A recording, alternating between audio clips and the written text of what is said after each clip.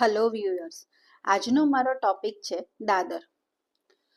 તમને બધાને ખબર જ છે કે દાદર શું છે, તો એના માટે હું લાંબુ નહીં કહું, પણ ક્વેશ્ચન્સ એવા આવે છે કે આ થાય કેમ. તો આ દાદર છે એ ફૂગનું ઇન્ફેક્શન છે. જેવી રીતે ખાવામાં ફૂગ લાગે એવી રીતે આપણા શરીર પર ફૂગનું ઇન્ફેક્શન થાય ત્યારે આપણા શરીરમાં દાદરના ડાઘા થાય.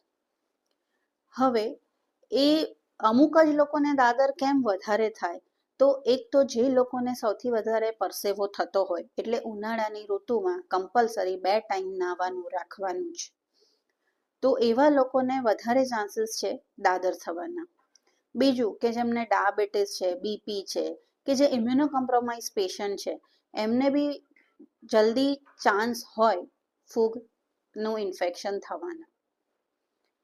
ત્રીજું કે આપણે કોઈ બી ટ્રાવેલિંગ કર્યું કે આપણે કોઈ પબ્લિક ટ્રાન્સપોર્ટ યુઝ કર્યો અને ત્યાં કોઈને હોય, એ વ્યક્તિ સાથે આપણે બેઠા હોઈએ કે આપણે ટચ થઈ જઈએ, અથવા તો ત્યાં કોઈ કોમન વસ્તુ યુઝ કરી હોય તો એનાથી બી આપણને થઈ શકે. બીજું એક મીથ એવી છે કે દાદર જળમૂળમાંથી જાય નહીં. દાદર જળમૂળમાંથી જાય, પણ એના માટે તમારે બોર્ડ સર્ટિફાઈડ ડર્મેટોલોજીસ્ટનો કોન્ટેક્ટ કરવો પડે કે એના માટેની જે પણ પ્રોપર ટ્રીટમેન્ટ હોય, જે છે એન્ટી ફંગલ ટ્રીટમેન્ટ, એ લોકો આપે તો એમનાથી આપણને જલ્દી સારું થાય.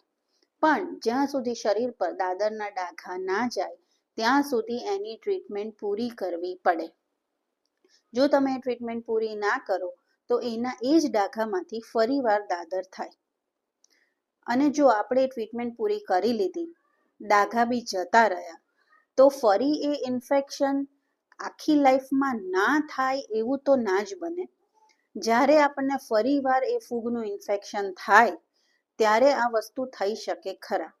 તો દાદર એક એવી વસ્તુ છે કે જેવી રીતે આપણને 3-4 મહિને વાયરલ ઇન્ફેક્શન થાય અને શરદી ખાંસી થાય, એવી રીતે જો આપણને ફરીવાર ફૂગનું કોઈ ઇન્ફેક્શન લાગે તો ફરીવાર આ દાદર થઈ શકે ખરા. તો એવી માન્યતા ખોટી છે કે દાદર મટે જ નહીં, એ આખી લાઈફ રહે, અને એકવાર થાય તો આખી જિંદગી એ દાદર થાય એ વસ્તુ ખોટી છે. તો આજે જ તમારા નજીકના બોર્ડ સર્ટિફાઈડ ડર્મેટોલોજીસ્ટને કોન્ટેક્ટ કરો. Thank you.